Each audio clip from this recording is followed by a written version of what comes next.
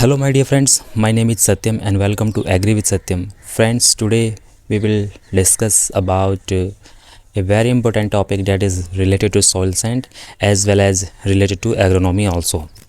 So friends, इस video में हम डिस्कस करेंगे हिस्टेरेसिस के बारे में। देखिए, हिस्टेरेसिस एक बहुत इंपॉर्टेंट टॉपिक है सॉइल साइंस का, और एग्रोनॉमी के पॉइंट ऑफ व्यू से देखें तो भी इम्पोर्टेंट है, क्योंकि इसमें हम जो रिलेशन देखते हैं वाटर का सोइल से किस तरह से रिलेशन होता है, या जो वाटर पार्टिकल्स होते हैं वो सोइल पार्टिकल से किस तरह हेल्ड होते हैं, किस तरह जकड़े हुए होते हैं, ठीक है। उसी के रेफरेंस में हम इसको देखते हैं। तो देखो, इसको बहुत ही ईजी भाषा में हम समझेंगे, किताबी भाषा से हट के, बिल्कुल, है ना।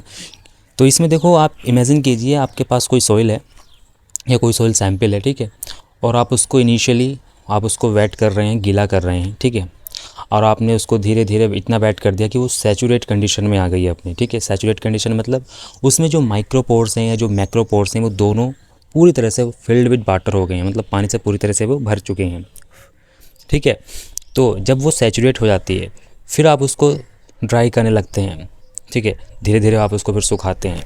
तो आप क्या पाते हैं, अगर ग्राफ पे देखा जाए तो जब हम वेट करते हैं, मतलब जो वेटिंग कर्व बनता है इसको बोलते हैं शॉर्प्शन कर्व, ठीक है। और जब हम ड्राई करते हैं, जब हम सुखाते हैं तो इसको बोलते हैं डिजॉर्प्शन कर्व। तो वेट कर्व यानी वेटिंग कर्व और जो डिजॉर्प्शन है यानी कि ड्राइंग कर्व, इनके बीच में एक डिफरेंस आता है। जबकि होना क्या चाहिए था, होना ये चाहिए था कि जो वेटिंग कर्व बना उसी के कर्व के ऊपर एक ड्राइंग कर्व बनना चाहिए था, मतलब दोनों कर्व आपस में एक दूसरे को ओवरलैप करने चाहिए थे, बट ऐसा होता नहीं है। ऐसा क्यों नहीं होता, उसका जो कुछ रीज़न है, जो कुछ कॉज है हिस्टेरेसिस के, वो हम समझेंगे। तो पहले ये समझ लीजिए हिस्टेरेसिस किसको कहते हैं। हिस्टेरेसिस का मतलब यही होता है कि hysteresis is the difference between desorption curve और वी कैन से शॉर्प्शन कर्व, और hysteresis is the difference between waiting and drawing curve, ऐसा भी हम इसको कह सकते हैं। अब देखो, हिस्टेरेसिस तो हमने समझ लिया कि हमने कोई सॉइल सैंपल लिया, उसको हमने वेटिंग करना शुरू किया, भिगोना शुरू किया, उसके बाद हमने जब वो सैचुरेट होगी पूरी तरह से फिर हमने उसको सुखाना शुरू किया, ड्राइंग करना शुरू किया। तो दोनों कर्व अगर हम ग्राफ पे देखें तो जो वेटिंग कर्व है वो और जो ड्राइंग कर्व है वो दोनों एक दूसरे को ओवरलैप नहीं करते, उनके बीच में कुछ डिफरेंस आ जाता है, ठीक है। वो डिफरेंस से क्या होता है, वो डिफरेंस से हिस्टेरेसिस होता है।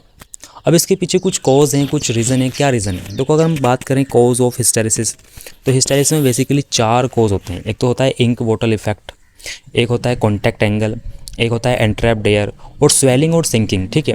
ये 4 कॉज होते हैं हिस्टेरेसिस के। तो पहले हम समझते हैं ये इंक बॉटल इफेक्ट क्या होता है।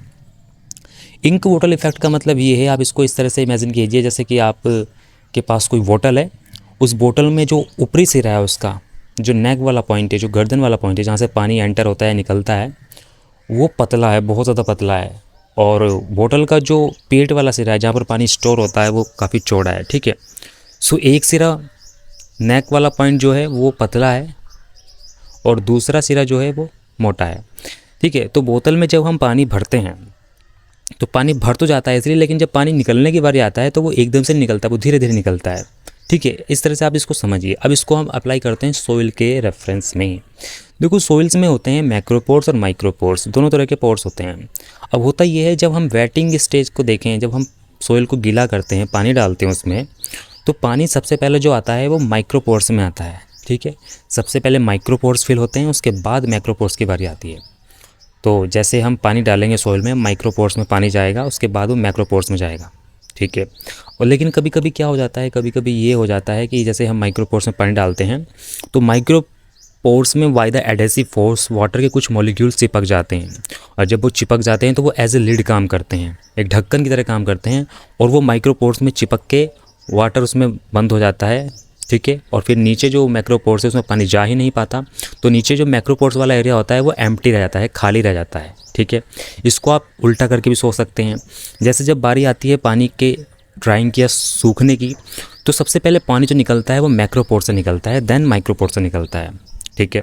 अब होता क्या है, जैसे कि मैंने बताया कि माइक्रोपोर्स में by the adhesive force water के मॉलिक्यूल्स चिपक जाते हैं, तो वो एज ए लिड काम करते हैं, एक ढक्कन की तरह काम करते हैं, तो माइक्रोपोर्स बंद हो जाते हैं।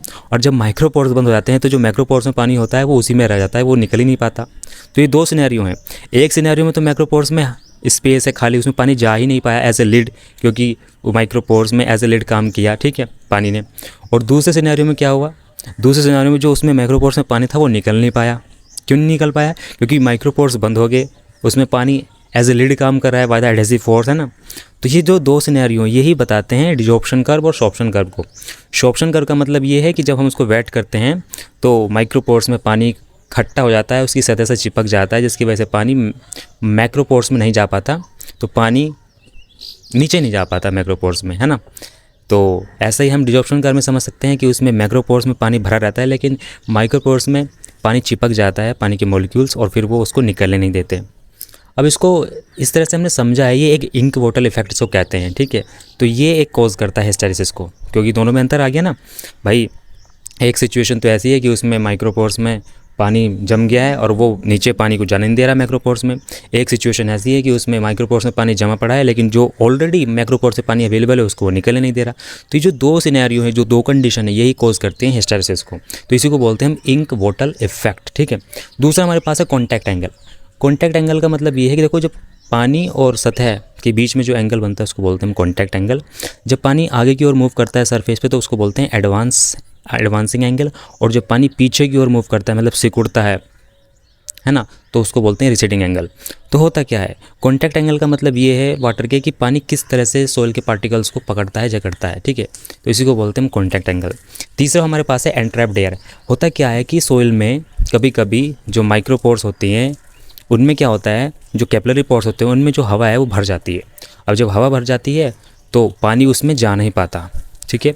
तो ऊपर ऊपर पानी उसमें फ्लो करता है, लेकिन माइक्रोपोर्स में पानी जा नहीं पाता हवा के कारण।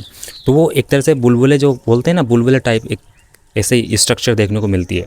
तो एंट्रैप्ड एयर मतलब एयर पोर्स में एंट्रैप्ड हो जाती है, वो बीच में आ जाती है, पोर्स में एयर घुस जाती है, घुस के बैठ जाती है, ऐसा कह सकते हैं। तो उसको बोलते हैं एंट्रैप्ड एयर। तो ये भी हिस्टेरिसिस कॉज करता है। और चौथा रीज़न जो है हमने पढ़ा है स्वेलिंग एंड श्रिंकिंग, कि भाई जब पानी एबंडेंस स्टेज में होता है तो जो सोइल है वो स्वेलिंग दिखाती है।